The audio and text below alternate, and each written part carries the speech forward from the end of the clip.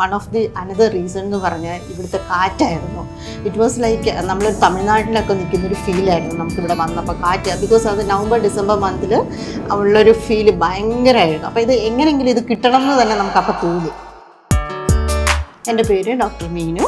ഞാൻ ഹോമിയോ ഡിപ്പാർട്ട്മെൻറ്റിൽ medical ഓഫീസറായിട്ട് work ചെയ്യണു. ഇപ്പോൾ പുതുക്കാട് ഡിസ്പെൻസറിയിലാണ് പ്രൈവറ്റ് പ്രാക്ടീസ് കൂർക്കഞ്ചേരിയിൽ ചെയ്യുന്നുണ്ട്.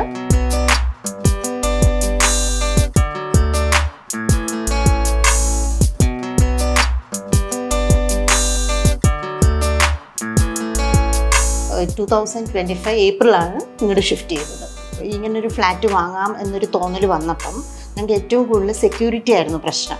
ബിക്കോസ് നമ്മൾ കൊടുക്കുന്ന ഫിനാൻസിന് പിന്നെ നമുക്ക് അവരുടെ പുറകെ നടന്ന് ശരിയാവോ ഇല്ലേ അങ്ങനത്തെ കൺഫ്യൂഷൻസ് എടുക്കാൻ പറ്റില്ല. നമുക്ക് കംഫർട്ടായിട്ട് നമ്മൾ കൊടുക്കുന്ന പൈസ സെക്യൂർ ആണെന്നുള്ളൊരു ഉറപ്പ് വേണമായിരുന്നു. ഒന്ന് രണ്ട് മറ്റ് സ്ഥലങ്ങളിലൊക്കെ പോയപ്പം ബിഗിനിങ് സ്റ്റേജിൽ തന്നെ 75% എമൗണ്ട് ഒക്കെ ചോദിക്കുന്നുണ്ട്. ആ പ്രൊജക്റ്റ് എപ്പോൾ തീരുമെന്ന് നമുക്ക് തന്നെ ഒരു ഐഡിയ ഇല്ല.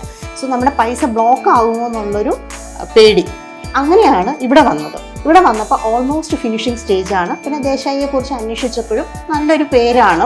അതുകൊണ്ടാണ് ബേസിക്കലി നമ്മൾ തന്നെ അന്ന് നോക്കാൻ വന്നതിൻ്റെ അന്ന് തന്നെ നമ്മൾ അഡ്വാൻസ് കൊടുത്ത് പോവുക ചെയ്തത്. പിന്നെ പ്രൊഡക്റ്റും ഈ പറഞ്ഞതുപോലെ നമുക്ക് വലിയ ഡിലേ ഒന്നും ഇല്ലാതെ തന്നെ കിട്ടി. പിന്നെ പേപ്പർ വർക്ക്സും അതുപോലെ തന്നെ നമുക്ക് ഒരു കൺഫ്യൂഷൻസ് അതിലില്ല. നമ്മൾ അടയ്ക്കുന്ന പേയ്മെൻറ്റിന് അപ്പോൾ റെസിപ്റ്റ് കിട്ടും. നമുക്ക് വേറെ പിന്നീട് ഒരുപാട് സംസാരിക്കേണ്ട ആവശ്യങ്ങൾ വരുന്നില്ല.